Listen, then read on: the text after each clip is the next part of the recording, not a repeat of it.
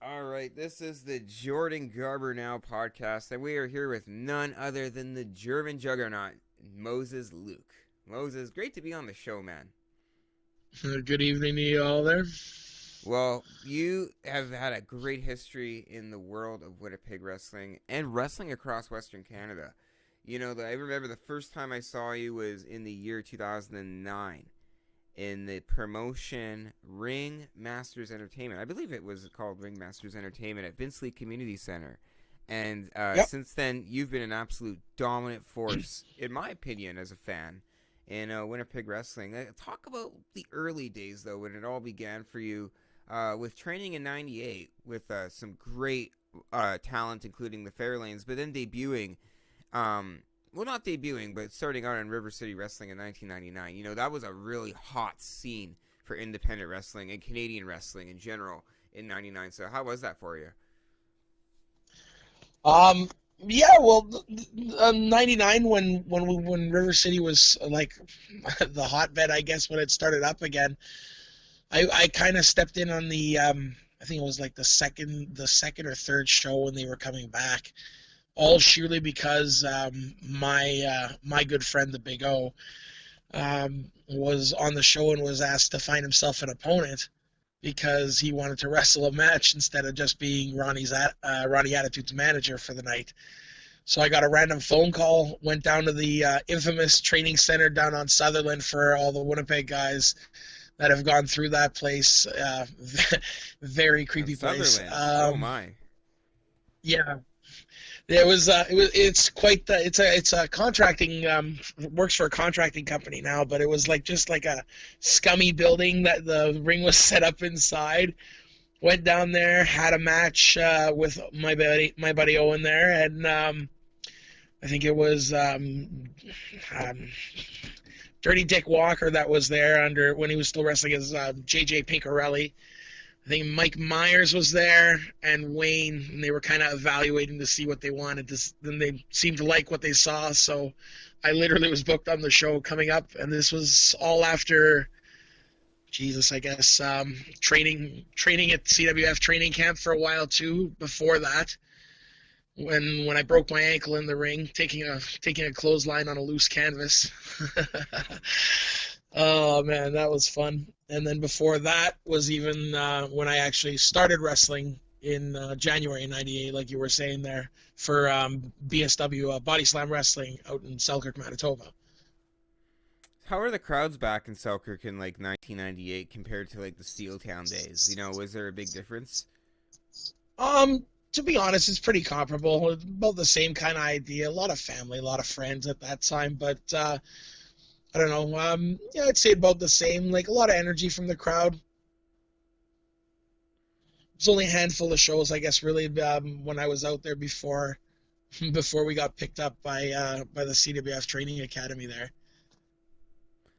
And how was your experience with the CWF Training Academy? Any guys that you worked with there in training that were some highlights to you in your career? Um, I guess honestly, the training class that I was in when I went in, it was about what was it? It was beginning of June, beginning of June of '98 when we went into the training class there. And only reason I remember exactly the month was the factor that I just turned 18 because I had to sign the infamous Ernie Todd waiver to be able to to do this without my parents' permission because I clearly wanted to do this behind my parents' back because my parents were very disagreeing with me and wanting to be a wrestler and so forth. So I trained there. I had a lot of fun there. The class that I remember from the guys I remember that were there all the time, guys like myself, Ronnie Attitude, the Big O, Spider was in that class as well. Oh, Um, nice. I like this Spider. one guy, if I remember him, his name was Rob. I don't think he did very much. He was he was like he used to be an amateur boxer or something like that. And yeah, that's about all I can remember out of that class. But yeah, I had a lot of fun there. I learned a fair bit. Different guys used to come in and, you used to take your licks from everybody, just like the old school guys did all the time. I remember infamous chop drills and so forth, where they kind of like, you know, just test your metal a little bit, see what you can take. Because like I've said before, it's a business where it's not for everybody, and if you can't take a couple licks, it's probably not a business for you, right? Yeah, no doubt about that.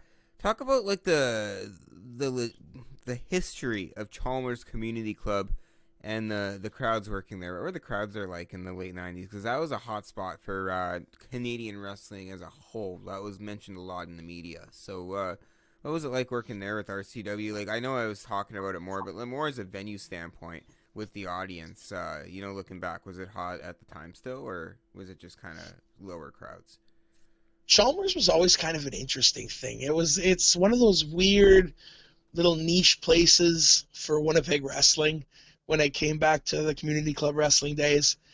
And like RCW had a good following there. That place was generally always packed. Even when we switched over, when Bobby started promoting in Top Rope Championship Wrestling when we were there, you know what I mean? Same idea. The place was still filling up. It was always one of those places where everyone loved to gather, and that weekly Wednesday spot, I remember all the time being there.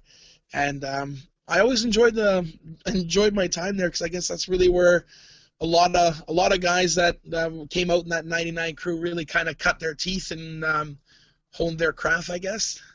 What about like sorry about that, my mic was turned down. But what about Bumper's Bar? That was a really good one too, wasn't it? Back for Bobby's promotion as well. Any fun memories you could share about that place? A lot of fun memories from Bumpers. Mainly some stories that happened afterwards, but probably not the most appropriate Hey, ones. it's you can share whatever you want, but it's to your discretion, obviously.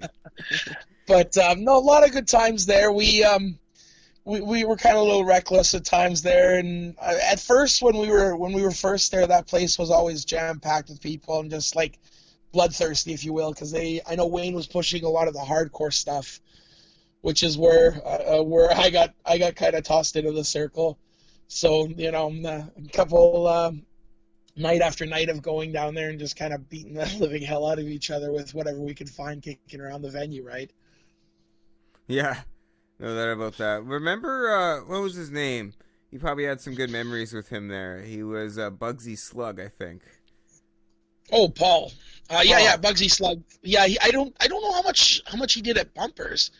I remember him a lot more from like my Ringmasters days and stuff when I was over there, because he did a I lot over remember there with him him. and Pedro. He was Yeah, Paul. no, Was he Paul Ranville or was he yeah, Bugsy that's Sugliano? But it would be Bugsy Slug that he would be wrestling under. Paul would be his legitimate name.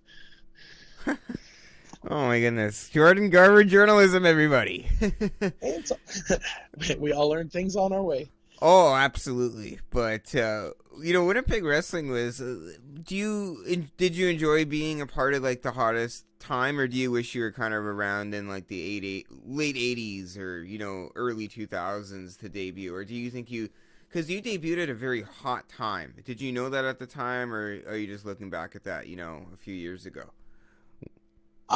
Yeah, I guess kind of when that kind of time when a lot of the guys in Winnipeg like were coming up. It was a hotbed. There was like people were really thirsty for wrestling at the time, and like that transferred over to pretty much every venue you went to around, and like even in the early PCW days when we were running the lid every week, like weekly shows there and filling that place up every week to the point where you got to turn people away at the door. Like that kind of shit's cool. I And like think it being a should be a part of part of that was that. fun. You know what I mean? It was a lot of fun. There was a lot of cool stuff we got to do, and just I know that having that kind of crowd all the time, and just they were thirsty, they were loud. You know what I mean? They wanted to see it. And something about that, just when the crowd's hungry, it just makes you want to work harder. You know what I mean? Yeah, no doubt about that. And PCW too, starting out in 2002, you were there in the beginning. And Yep. can you kind of recall some of the good old times at the Stratosphere there? Yeah, like again, same idea there. Like it was a good premise that they had at the beginning. Like everyone had good intentions, but you know what I mean. Like it I don't know. A lot of things fell short, But you know what I mean. A lot of empty promises came to the boys at that point in time. But the thing is, overall, the experience, I still wouldn't trade it around because like it was a good time. Just being able to make the friends with different people and like I'm trying to think of the best way to put this and just kind of experience that environment, I guess. Yeah, exactly. It's just adjusting to different environments at different time points. And what was it like? Because when you debuted in PCW too, that you had a great run in Top Rope Championship Wrestling at the time. So debuting in PCW, was that quite an adjustment for you, or were you really enjoying the beginnings of PCW because you stayed there, pretty much from that point on to now? So that must have been a amazing company to work for. So I guess my question in the long run is, if you could point out like some good memories overall in PCW, two good points of your career that pretty much made it for your legacy in PCW, what would they be? Um, I guess well, I guess like when PCW started and stuff, Owen and myself were getting pushed pretty hard as a tag team, and it was really a lot of fun to be able to do all that kind of stuff with my childhood friend that like we grew up together, like we've known each other since we were like knee high, literally, to the point where we got to be on such a stage. Like at commencement at Cool was probably one of the more fun times I've had, let alone the fact that I could barely walk out of the ring afterwards. But you know what I mean, when you're about to come out and you hear in the crowd like this, the biggest crowd you've been in front of ever, just so pumped and just like you feel the entire environment around you shaking. I remember I was pretty nervous coming out that time, and I just kept telling Owen constantly. I'm like, just keep telling me it's gonna be okay, man. We're gonna do this, and he's like, just do it, man. We're gonna be fine. And I remember going out there and just the pop was amazing, and I guess that match right there is probably one of the quote unquote like memories of PCW where it kind of like really made it for me, I guess. Um, Otherwise, besides that, there's a lot of other stuff I've done throughout it, but I'd say that was probably like the top one for me, I guess. Awesome. What about working? What was it like working with some of the? You're around during the hottest time when Robbie Royce was like a top prospect in Canadian wrestling, and you had some great matches with him in PCW. Can you kind of reflect on some memories working with him in those early days? Yeah, like I don't know, I've never had a bad match with the guy, to be honest. Every time we always got in there, we gel very well, and it's always good to have an opponent like that because it's like having someone who you can counter very well brings out the best in you sometimes and the best in them, and you end up with a much better match in the end. And I feel a lot of the time, at least when I get in there, that's usually what we can produce when when we're put up to it, right? No doubt about that. Talk about. You also did a lot of good stuff for. You did some tours for Real Canadian Wrestling as well. With the Dogs of War, none other than Steven Styles, and some other good memories there as well. Talk about the Alberta crowds because Alberta's a really hot market in Canadian wrestling. So were the crowds like a little different than the crowds that you'd have in Manitoba, or are they pretty much the same? Or can you kind of elaborate on that? I really enjoyed like I was going out there for a number of years there, and yeah, I really enjoyed my time going out to RCW in Alberta. The crowds are always great out there. I just the fan interaction out there is a little bit different, but you know what I mean. At the same time, things are kind of the same because fans are fans either way. They love to come out to the shows. The appreciation, I guess, is a little different. A little bit of the age category I say is maybe a little bit different. I find it's a little bit of an older crowd when you're going out in Alberta.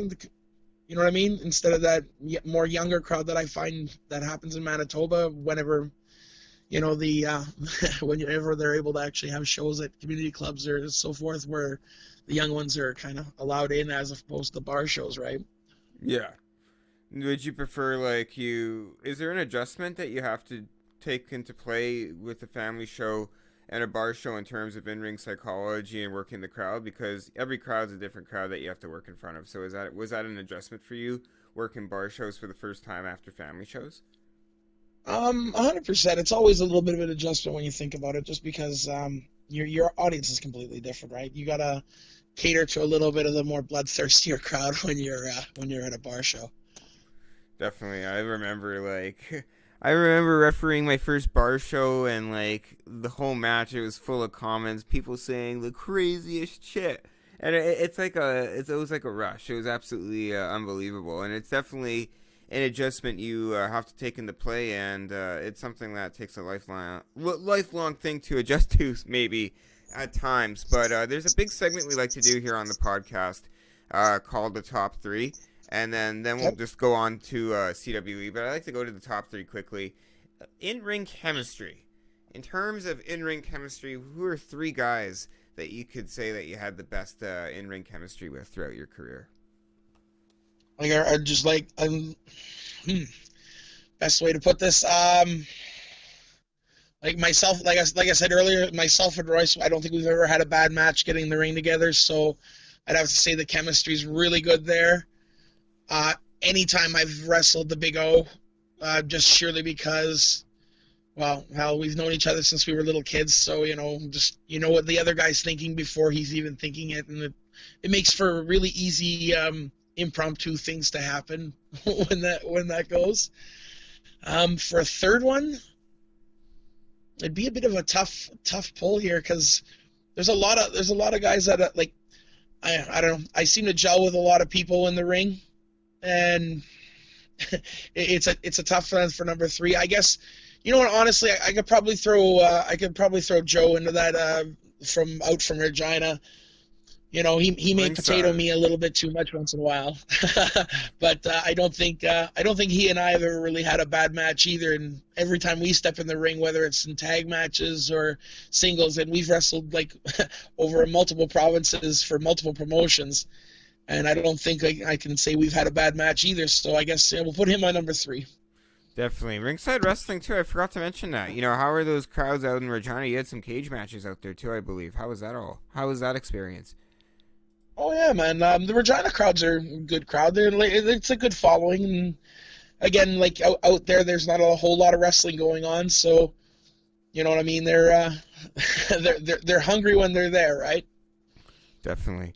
I remember I refereed my first match I ever refereed was for HIW, and I got pantsed by Michael Allen, Richard Clark, and the whole crowd laughed at me, and it was pretty embarrassing. That was my experience, and then I never refereed in Regina again.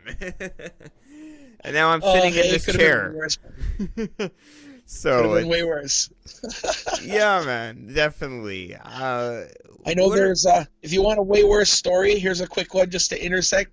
Here's something way worse. Being a guy that's getting suplexed, and this happened in Alberta, and I'm going to leave names out of this, but a guy suplexing another guy, and all of a sudden he's up in the air, pulls his tights a little bit too tight, and all of a sudden his junk's hanging out. Now, would you rather have your junk hanging out, or would you rather just get pants quickly? Oh, man. I'd rather get pants quickly. There you go. How would the crowd react?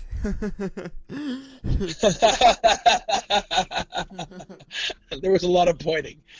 A lot of pointing. I could only imagine how someone like Tony Condello would react to something like that.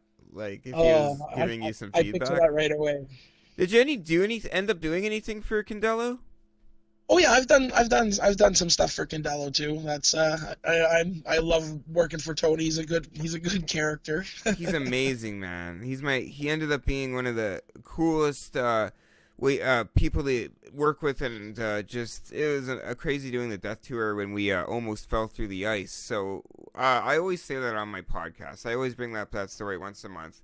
I think I was in the car with Massive Damage and a bunch of other guys. Massive Damage, Tony, and a few other people.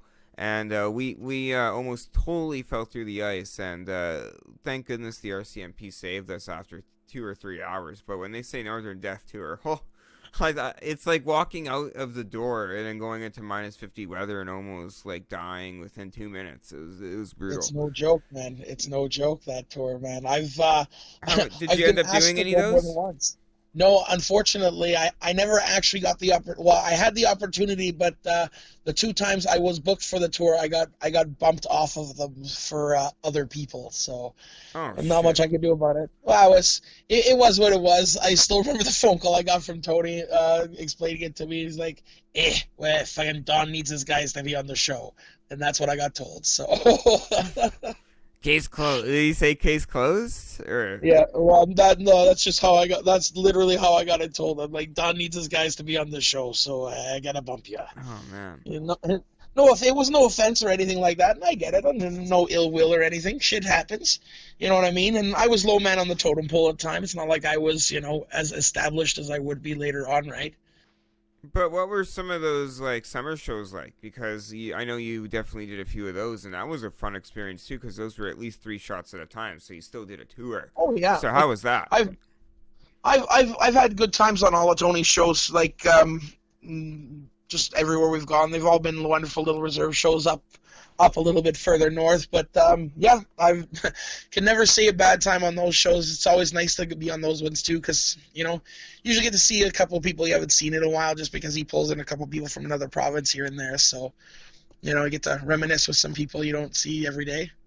Definitely, like there's massive damage. I was shocked. I haven't heard that name since 09, 010, and working with him was definitely really awesome. So, Sean's a good dude, man. oh, he's a great guy. He was on this podcast as well. He shared a great 46-minute story. He spoke in front of some crowds and everything.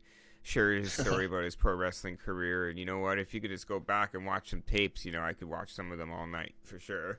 Here's here's a massive damage story for you. Then first time I wrestled in Regina was against Massive Damage, Oh and it wow. was I got randomly thrown into the ring. Got told I was doing a hardcore match after traveling out there, and still only got like maybe a couple years in the business at this point in time. And like I've seen some of the stuff he did before. I was a wee bit nervous before the match, getting told that, oh, we're going to be doing a hardcore match. Okay, we don't have anything to use. Okay, well, let's walk around the this place and find a bunch of stuff. We ended up finding like a random table from the venue, and then this very very stiff trash can lid, and then my infamous cookie sheet that used to travel with me all the time. So that was literally the only the only items we had for this crazy hardcore match that was supposed to happen. And then that was also the I'm not sure if he told the story about him the first time when he jumped off the U-Haul truck onto somebody on the table. That Oh happened to my be god. me at the I think it was that Tartan Club or something like that in Regina, the arena for curling out there, and jumping through me, and I was just like, all I could see was this giant man on top of a U-Haul, and here I am, this green rookie, laying on this table, praying to myself, oh my god, I hope he doesn't fucking kill me. He came through that table and actually cracked my back, felt amazing. Unfortunately for Massive, he ended up with like the most giant welt on his thigh from the edge of the table that literally was from like his knee to his hip. Holy I shit. think I think he used that clip on his old school ECW demo tape that he sent out to them a bunch of times too. That is the man. Talk about paying dues. That's pretty tough. That's crazy. It was a What good year was time that? though. That would have been, I believe, 2000 or maybe late night. No, yeah, it would have been 2000-ish, because it was That was this myself, Regina Rob wrestling. Stardom, as Rob Stardom, literally right out of training, was with us, and Bobby J, myself, and Mentalo. We all traveled out there for World High Impact Pro Wrestling when they were still known as Whip before it became High Impact. Oh, okay. I remember that actually. That was the beginning days of High Impact Wrestling, and You it betcha. grew ever since. Yep. Until they did fold, but you know what? They did have quite the amazing legacy, and that's where it all began for myself. So that was pretty awesome.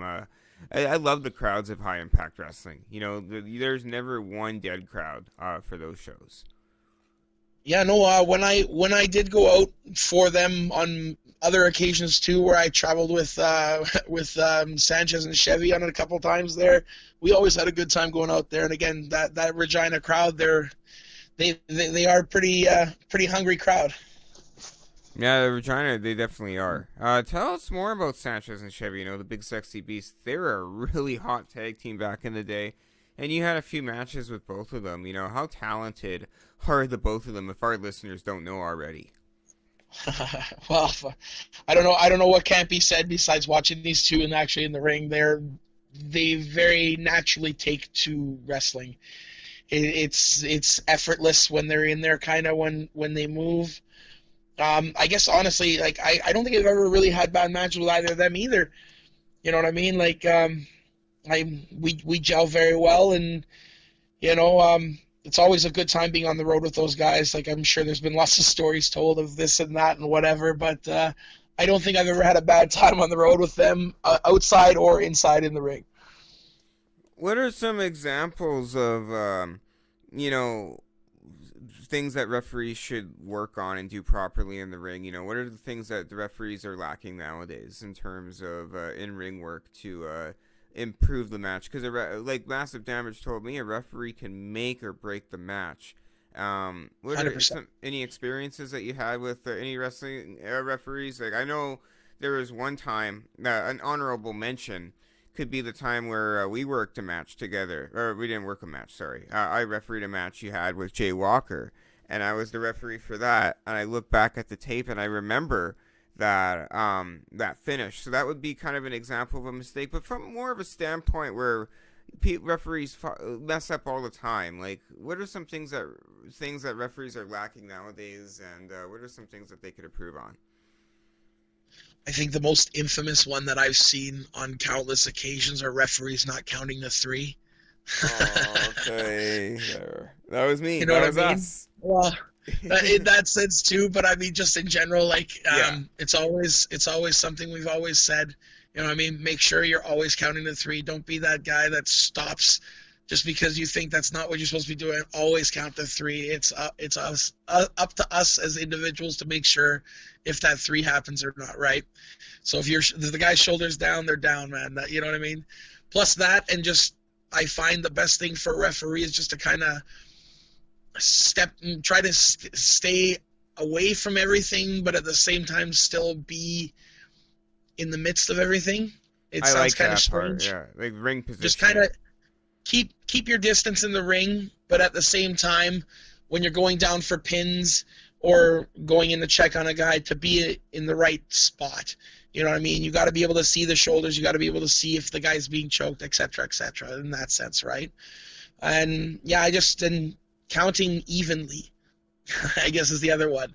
Even pace, always an even pace, because you count too fast, you count too slow, it just starts sounding silly. Nice even pace, and that's everybody's happy, right? No doubt about that. And that's what I ended up learning is when you come down to that, like you just count the three because there's no wrestler that's gonna get mad for counting the three because that's on them at the end of the day. That's for sure. Bingo, Any, 100% every time.